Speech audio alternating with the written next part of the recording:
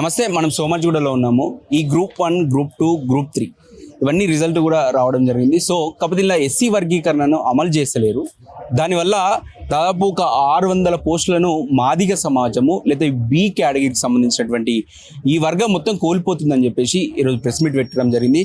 చాలా రోజుల క్రితము ఈ ఎస్సీ వర్గీకరణ కావాలి అని చెప్పేసి పృథ్వీ అన్న దాని మీద ఫైట్ చేయడం జరిగింది. కానీ ఆ ఫలితాన్ని ఇప్పుడు వీళ్ళకు చేరలేకపోతుంది. దీనిపైన పృథ్వీతో ఒకసారి మాట్లాడడం. నమస్తే అన్న. నమస్తే. జై తెలంగాణ. మీరు కూడా చాలా రోజులు వర్గీకరణ కావాలి, ఇది న్యాయబద్ధమైనది అని చెప్పేసి కొట్లాడినాక మరి ఇప్పుడైతే ఫలితాలు మాత్రం వాళ్ళకి అందలేకపోతున్నాయని కనిపిస్తుంది. మీరేమంటారు? అవును, వాస్తవమే.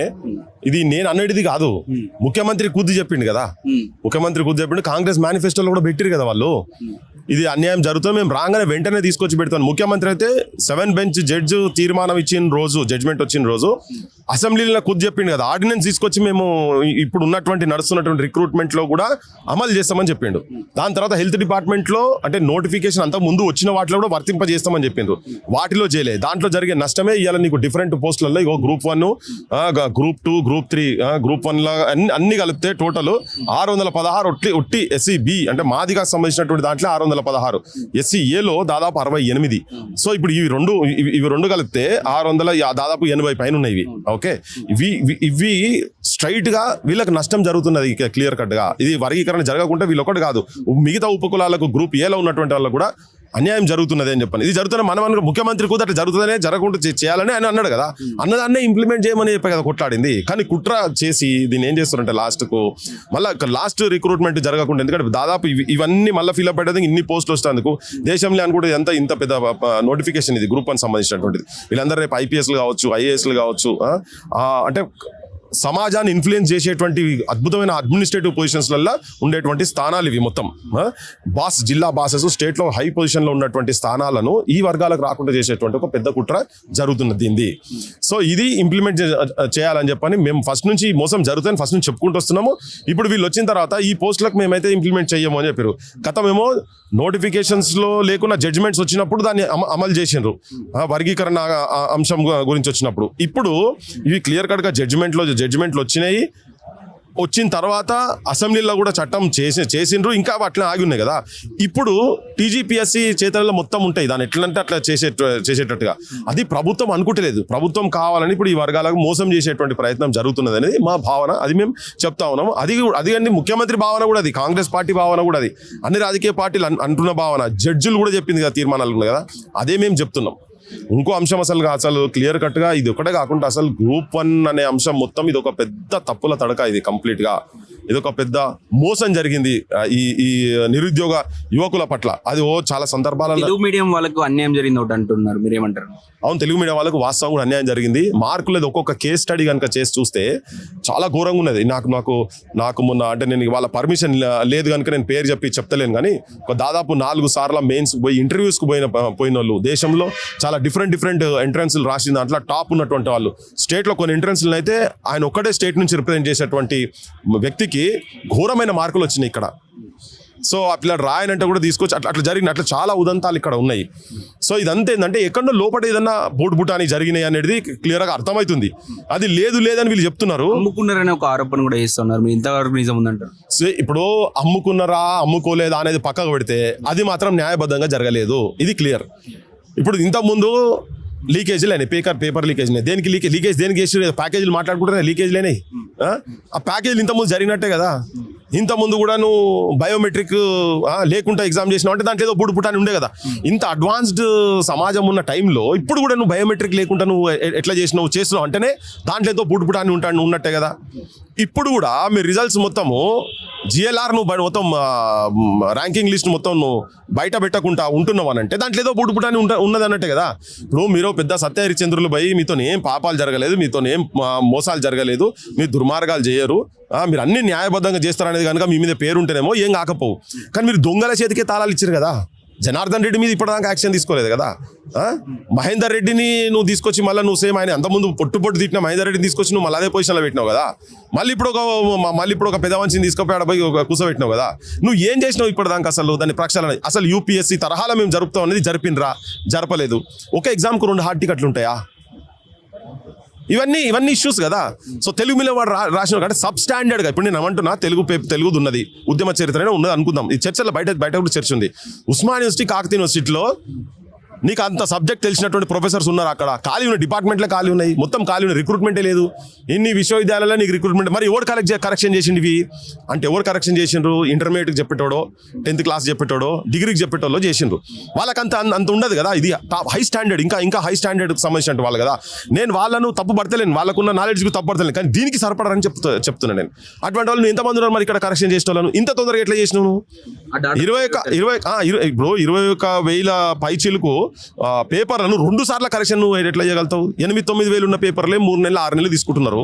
దానికి నువ్వు 2 సార్లు కరెక్షన్ ఎట్లా చేసినావు అంటే దీని వెనకాల అంత అవకతవకలు జరిగినాయి అనేది. అది ఇలా ముఖ్యమంత్రి ఉన్నాడా లేకపోతే TGPSC చైర్మన్ ఉన్నాడా అని నేను చెప్తలేను, అవన్నీ కాదు. కానీ ఏంటంటే దీంట్లో అన్యాయం జరిగింది, మోసం జరిగింది అనేది మాత్రం చాలా తేటతెల్లంగా తెలుగు మీడియంలో రాసిన వాళ్ళు వీళ్ళు తొందరపాట్ల బయటికి తీసుకొచ్చే దాంట్లో పొరపాట్లు జరిగినాయా, లేకపోతే నిజంగానే దాంట్లో ఉన్నదా లావాదేవీలు ఉన్నాయా ఏంటిది అనేది చేయాలంటే ఏం చేయాలి? దాని ప్రాపర్ ఎంక్వైరీ అయినా జరగాలి, లేకపోతే మళ్ళొకసారి వాల్యుయేషన్ అన్నా మళ్ళీ ఇమీడియట్ గా వాల్యుయేషన్ అని చేయాలి. ఇప్పుడు పేపర్లలో కొన్ని ఒకటి 2 కేసులు ఉన్నందుకే గతంలో పరీక్షలు పోస్ట్ పోన్ క్యాన్సిల్ చేశారు కదా. ఇప్పుడు బొచ్చడి కేసులు కూడా more than 30 కేసెస్ ఉన్నాయి ఇప్పుడు దీని మీద. రేపు ఏమైతుందో కూడా తెలియదు. దీనికి అదే కొత్త పంచాయతీ ఏంటంటే జడ్జిలను కూడా మేనేజ్ చేస్తున్నారనే కాడికి చర్చ జరుగుతున్నది బయట. ఇప్పుడు జడ్జిలు కూడా మనకు కనబడుతున్నారు, మొత్తం కట్టలతోటి, నోట్ల కట్టలతోటి ఇళ్ళ దొరికే కాడికి వచ్చింది. అట్లా ఎంతమంది దొరికినోడు దొంగ, దొరకనోడు దొర లెక్క అయిపోయింది ఇప్పుడు. అట్లా మొత్తం జ్యుడిషియరీ సిస్టమ్ కూడా అమ్ముడు పోతుందని చాలా పెద్ద నాయకులే మాట్లాడుతున్నారు ఈ అంశాల మీద. అందుకే ఏంటంటే ఇది పక్కా దీని వెనుక ఏదో ఉన్నది. దీంట్లో ఏంటంటే నిజంగా చదువుకున్నటువంటి వాళ్ళకు, నిజంగా ప్రిపేర్ అయ్యేటువంటి వాళ్ళకు, నిజంగా అర్హత ఉన్నటువంటి వాళ్ళకు అలా అన్యాయం జరుగుతున్నది అనేది మాత్రము చాలా మంది లోపల ఆ బాధ, ఇబ్బంది ఉంది. ఈ స్పేస్ మీద 2 ఆరోపణలు. ఒకటి, అది స్వయం ప్రతిపత్తి కలిగినటువంటి సంస్థ, అది ప్రభుత్వానికో లేకపోతే ఇంకోకో ఇలా పనిచేయాల్సిన అవసరం లేదు, దానికి సొంతంగా పని చేసుకోవాలి.